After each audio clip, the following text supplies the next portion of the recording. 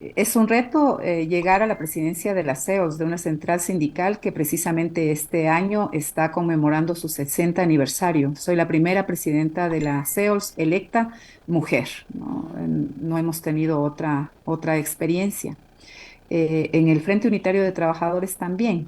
El mundo sindical es un mundo en el que actúan mayoritariamente hombres, porque el movimiento sindical en el Ecuador está conformado fundamentalmente por trabajadores con relación de dependencia, y allí las mujeres somos minoría. Entonces, las centrales sindicales obviamente están conformadas mayoritariamente por compañeros. O sea, Pero esta nominación o esta designación, Marcela, es histórica, se puede decir que es histórica, tanto así que usted está al frente del FUT y de la SEORS. Me tocó, o sea, tocó asumir también el Frente Unitario de Trabajadores, porque en este momento la CEOLS tiene la presidencia del FUT hasta mayo del año que viene. Entonces, me toca asumir durante este periodo que resta la presidencia del Frente Unitario de Trabajadores también. Bien, Marcela, vayamos al tema, ¿no? Hay un conflicto ahí, no sé si de intereses, de cálculo político, de intereses de cada una de las centrales sindicales para nominar al delegado de los trabajadores al Consejo Directivo del IES. ¿Por qué es que está en el limbo esta nominación cuando se habló mucho del doctor García como representante de los trabajadores? ¿Qué pasó? El Frente Unitario de Trabajadores, con varias organizaciones, porque se conformaron en el último periodo, se conformaron varias organizaciones, se reconocieron a varias organizaciones, con un sinnúmero de organizaciones más, ha planteado los nombres de Ramiro García y de Ramiro Beltrán. Para nosotros estas personas son las idóneas para ocupar estos cargos.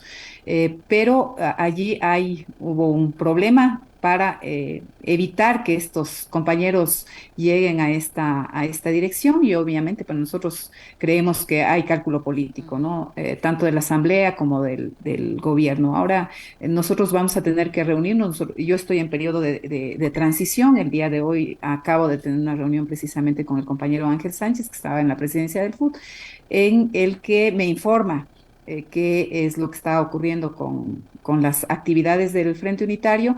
Vamos a conversar con las demás centrales sindicales que conforman el frente y tomaremos las medidas respectivas, ¿no es cierto? No es posible que el IES continúe con la cefalía, continúe en la cefalía, no esté presente el vocal de los trabajadores. Es posible que eso dé ilegitimidad a las resoluciones que está tomando el IES, ¿no? Estamos eh, revisando que las acciones que en este momento está tomando el directorio pueden estar desconocidas legalmente, ¿no? Porque no está conformado este directorio tal como manda la norma. Ahora, Marcela, la Superintendencia de Bancos ha sacado hoy un comunicado, se ha pronunciado sobre el tema y ha dicho que lo que está haciendo la Superintendencia de Bancos es cumplir con la ley, porque hay una reforma a la Ley de Seguridad Social aprobada por la Asamblea Nacional y lamentablemente entre las organizaciones sindicales no se pusieron en su momento de acuerdo para nombrar un solo delegado, y tal es así que tienen 3 delegados y dice que eso no está en el procedimiento y no pueden reconocer a los 3. ¿Qué posibilidad hay ahora de que se pongan de acuerdo, nombren un solo delegado que realmente represente los intereses de los trabajadores y que puedan tener esa representación en el Consejo Directivo del IES, sobre todo en estos momentos cruciales, porque se acercan ya las conversaciones para establecer el incremento al salario básico unificado, que entenderíamos debería ser al menos el mismo del año pasado para cumplir con el ofrecimiento de los $500 como salario básico unificado hecho por el presidente de la República? En ese sentido, ¿hay o no posibilidades de que se pongan de acuerdo y nombren un solo delegado, por un lado, y por otro, ya tienen algún planteamiento de lo que debe ser, de lo que debería ser el incremento al salario básico unificado como centrales sindicales? Como te explico, Licenia, estamos en un proceso de transición. Nosotros nos vamos a reunir, voy a convocar a reunión del FUT para definir el qué hacer frente a esta situación del IES, y también la agenda que tiene el Frente Unitario de Trabajadores frente a la coyuntura, pero también de los temas que ya están planteados, ¿no? El Código de Trabajo, etcétera. Entonces, nosotros tendremos información en el transcurso de las horas. El día de mañana vamos a tener un evento en Guayaquil para conmemorar el 15 de noviembre. Uh -huh. Esperamos que efectivamente podamos tener una resolución sobre el tema del IES. En espacios democráticos, la mayoría, cuando tienes un grupo mayoritario que nomina a un representante, a su representante, ese es el nominado, ¿no es cierto? Aquí hay un grupo mayoritario que ha definido que los representantes para el IES son Ramiro García y Ramiro Beltrán. Debería entonces haber, no debería haber habido problema para que se implemente esta decisión, porque había decisión mayoritaria de las ¿Van a organizaciones. insistir con ese nombre? Nosotros vamos Con esos a nombres. insistir con ese nombre. Ujú. Así es. Y por otro lado, ¿tienen ya una aspiración de a cuánto podría o cuál va a ser la propuesta de los trabajadores para el incremento al salario básico unificado para el próximo año? Yo te puedo hablar desde mi perspectiva. Ujú. Mi Claro que sí. perspectiva es, el salario básico unificado debería corresponder con los costos de la canasta básica familiar. Pero eso es una decisión del Frente Unitario de Trabajadores que la deberá tomar en el transcurso de los próximos días. Ujú. Y yo tengo una inquietud respecto del el delegado de los trabajadores al IES. ¿Por qué, Marcela, ustedes insisten en Ramiro García? Él ha dado claras muestras de ser una persona identificada no precisamente con los trabajadores, sino con la derecha de este país. Y luego una pregunta que es una inquietud muy personal, por cierto, Marcela. Fíjate que estemos de acuerdo con un sujeto como un personaje, como Richard Gómez. Creo que sería mucho más grave, ¿no es cierto? Ujú. Eh, Nosotros hemos presentado una propuesta en función de perfiles, en función de idoneidad, y creo que eso es lo que debería contar, ¿no? Eh, Ramiro es una persona que ha estado vinculada con la defensa de los derechos laborales. Ese es nuestro centro, pero además que tiene conocimiento de los temas de seguro social, que es lo que nos interesa. Y obviamente que es una persona que no ha estado vinculada a hechos de corrupción. Marcela, por otro lado, y yo le quería preguntar, se conoció la semana pasada que durante esta semana o este día los trabajadores iban a interponer un recurso legal para evitar que el Consejo Directivo del IES se reúna solo con la representación del Ejecutivo y la representación del sector empleador para comenzar a trabajar. ¿Se llegó a presentar o no este recurso o qué información hay al respecto? Está en proceso la elaboración del recurso. Entiendo que esta coalición que va más allá del Frente Unitario ha Ujú. tomado esa decisión y lo va a hacer, ¿no? No es una decisión reciente, es una decisión que lo ha tomado ya la semana pasada. Entonces, el Frente Unitario tiene que discutir eso y yo tengo que informarme sobre esta situación. Claro, si se tienen que apegar ahora a lo que dispone o lo que establece la reforma a la Ley de Seguridad Social, ¿en cuánto tiempo ustedes deberían tener definido el tema del representante del sector de los trabajadores ante el Consejo Directivo del IES? Porque en la reforma a la Ley de Seguridad Social aprobada por la Asamblea Nacional es un proceso mucho más largo, ¿no? Así es, hay tiempos y procedimientos más largos. Nos preocupa que allí no puedan estar los trabajadores en un periodo bastante largo, ¿no? No puede Ujú. estar en el directorio del IES el representante de los trabajadores. Esa es una preocupación. Por eso se ha planteado, por eso varias organizaciones han planteado esta acción de protección para evitar que esto ocurra. A Si es que les propósito, dan la razón de esa acción de protección, quedaría representando a los trabajadores quién. claro. Quedaría representando el que tiene los votos mayoritarios.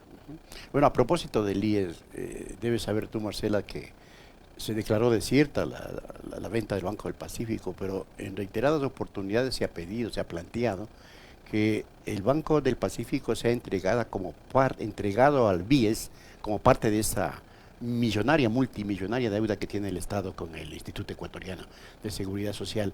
¿Ustedes han analizado en seguir sosteniendo esta propuesta, esa posibilidad? En la Asamblea Sí, pueden hay resolverlo, alguna ¿no? gente que está planteando que esto debería ocurrir. Me parece a mí que deberíamos analizarlo, esta propuesta más seriamente, pero efectivamente esa puede ser una salida, ¿no? El Banco del Pacífico es uno de los bancos más grandes del país, es uno de los bancos que había producido, no es una carga para el Estado, no debería ser una prioridad la venta de este banco, ¿no? Está produciendo utilidades, es una banca que está en funcionamiento, que está, digamos, que tiene efectividad y que goza de la confianza de la gente, ¿no? No debería ser vendida, debería mantenerse en el Estado. Para finalizar, Marcela, usted mencionaba que el día de mañana se conmemora o se recuerda la masacre, más que conmemorarse, se recuerda la masacre obrera ocurrida en Guayaquil en 1900, el 15 de noviembre de 1922. ¿En qué estado le encuentra el sector de los trabajadores de esta fecha, ¿no? Este aniversario, digamos? ¿Se ha mejorado lo que motivó esta masacre, esa reivindicación? ¿Se ha logrado o no hasta la fecha? ¿En qué estado está el sector de los trabajadores ahora? Digamos, en los 100 años de lucha, ¿no? Lo que nosotros conmemoramos es eso, son 100 años de lucha, 100 años de conquista. La lucha del 15 de noviembre emergió por esta voluntad de los trabajadores de lograr 8 horas de trabajo, 8 horas de descanso, salarios dignos. Y hubo momentos de la historia del Ecuador en donde los trabajadores tuvimos esas reivindicaciones, ¿no? Que fueron conculcadas la última reivindicación que fue conculcada en las 8 horas de trabajo fue conculcada con la ley de apoyo humanitario. Esta ley de apoyo humanitario recarga la jornada laboral, recarga la presión del trabajo, incrementa la jornada laboral, reduce los salarios, permite los despidos. Digamos, esta ley ha sido nefasta para los trabajadores. Sin embargo, ha habido momentos importantes en donde los trabajadores hemos logrado gozar de los derechos, ¿no? Y eso hay que reconocerlo y valorarlo. Es Nosotros decir, conmemoramos sobre ujú. todo las conquistas que se gestaron a partir de esa lucha histórica, efectivamente de esa masacre, de ese momento tan doloroso para los trabajadores, para los obreros ecuatorianos, que podríamos calificar como crimen de Estado este 15 de noviembre, ¿no?